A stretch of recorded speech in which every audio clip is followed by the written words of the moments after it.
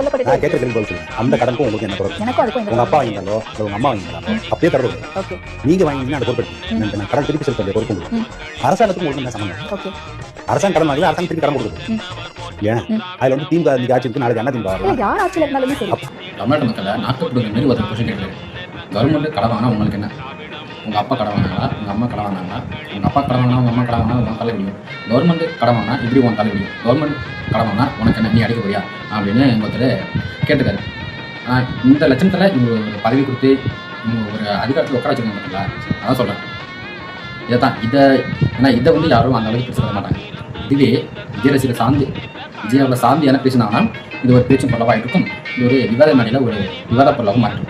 அதாவது கவர்மெண்ட் என்ன கடன் வாங்குறோ அது வந்து நம்மளோட தான் கிடைக்கும். ஒன்றும் கிடையாது.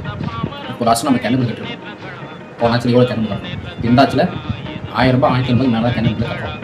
வீட்டு வரி, கரண்ட் பில்லு, தண்ணி வரி. நீங்கள் ஒரு மண்ணை வாங்க போனாலும் அதுக்கு நீ கவர்மெண்ட்டுக்கு ஒரு ஃபீஸ் கட்டணும். அதெல்லாம் எல்லாமே அதிகமாகிடுச்சு.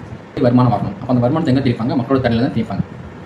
இது தெரியாத ஒரு டேஷ்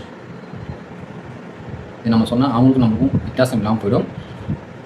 இதுதான் தமிழ்நாட்டுடைய நிலைமை.